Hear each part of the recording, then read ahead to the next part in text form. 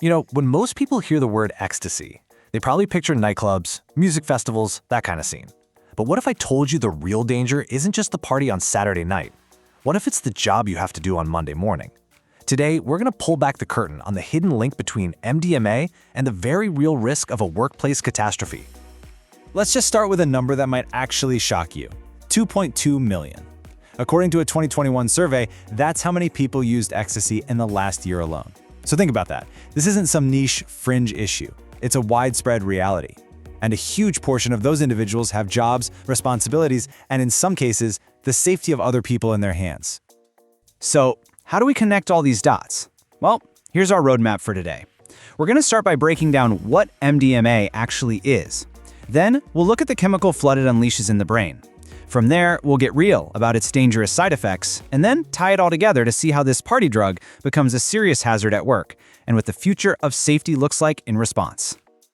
All right, first things first, let's get past the street names like Ecstasy or Molly. To really grasp the danger here, we've got to understand what this stuff is on a fundamental chemical level. Okay, its scientific name is a total mouthful: 3,4-methylene dioxymethamphetamine. Yeah, we're just going to stick with MDMA. Now, this isn't something that grows out of the ground. It's a synthetic drug cooked up in a lab. And what makes it so potent is that it's kind of a chemical chameleon. It acts like a stimulant, giving you that rush of energy. But it also has hallucinogenic properties that can totally warp your perception of reality. And this is where it gets truly terrifying: the sheer unpredictability. See, MDMA comes in all these different forms. But the most crucial and totally unknown variables are the dosage and the purity. One pill might have a mild dose, while the very next one from the same batch could be double or even triple the strength. And even worse, it's often cut with cheaper, way more dangerous stuff. A user has absolutely no idea what they are actually putting in their body, which makes every single dose a game of chemical Russian roulette. So, how does MDMA produce that powerful high people talk about? The answer, both the magic and the danger, is all about our brain chemistry. Let's take a look at the 3 key chemicals it messes with. First up is dopamine. You can think of this as the brain's motivator, its reward chemical. MDMA floods your system with it, creating a huge surge of energy, but it also hijacks the brain's reward circuit, basically screaming, "Hey, that felt amazing, remember this, and do it again." This is the fundamental loop that can really kickstart addiction. Next, it dials up norepinephrine, which is your body's fight or flight chemical. This is what makes your heart race and your blood pressure spike in a real emergency. The drug triggers this response artificially, putting your entire cardiovascular system under immense stress.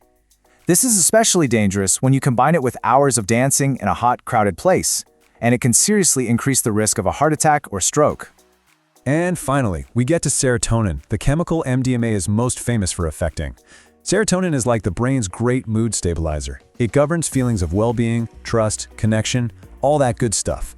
MDMA doesn't just nudge this system, it basically blows the doors off the brain's serotonin storage, releasing a massive, unnatural flood.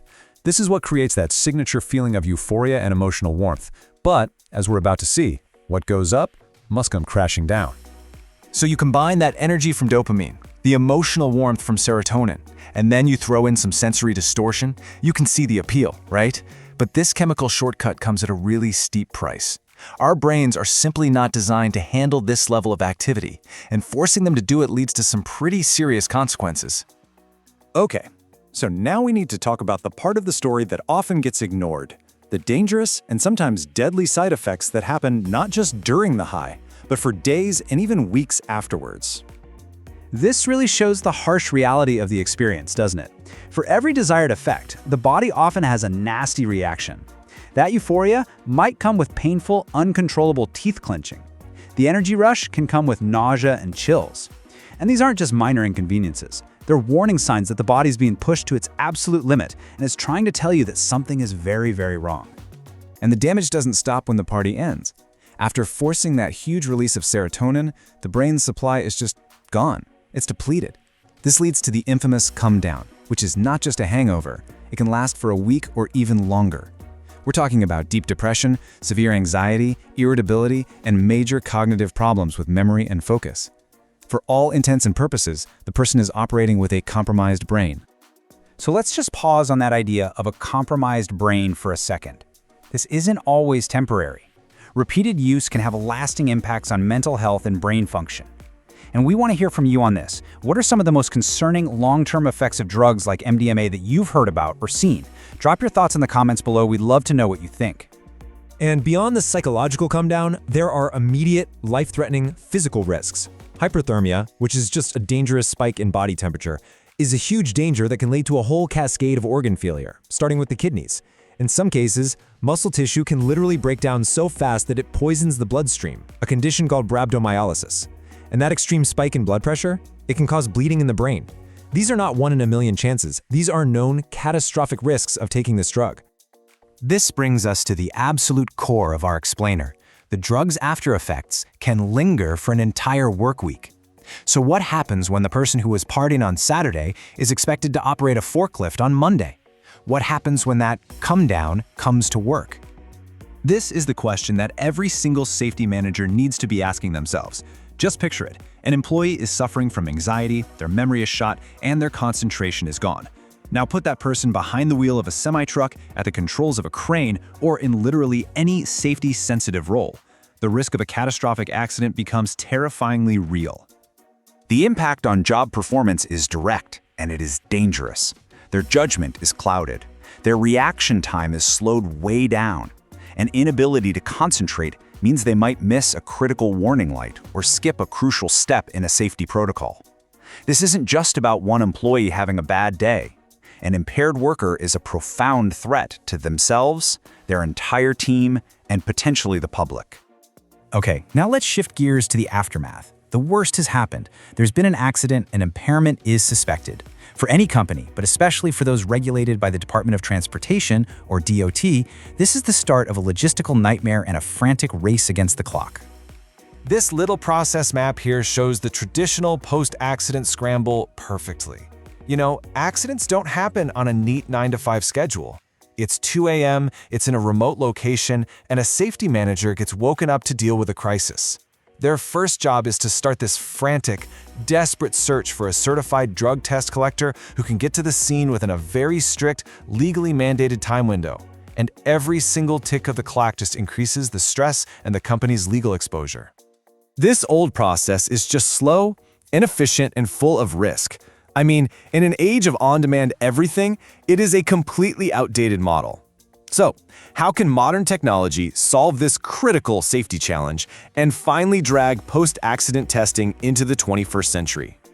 While the modern solution, like the system that Ready Collect has pioneered, completely eliminates this stressful search. The moment an accident is logged into an app, the system's patented technology instantly finds and dispatches the nearest certified collector. All that waiting, the searching, the panic is just gone. The response is immediate and automated, guaranteeing the process starts well within that strict DOT compliance window. And this process shouldn't be a black box, right? A modern system gives you total transparency. From the second that collector is dispatched, the safety manager can track their ETA and their location on a map in real time, right from their phone.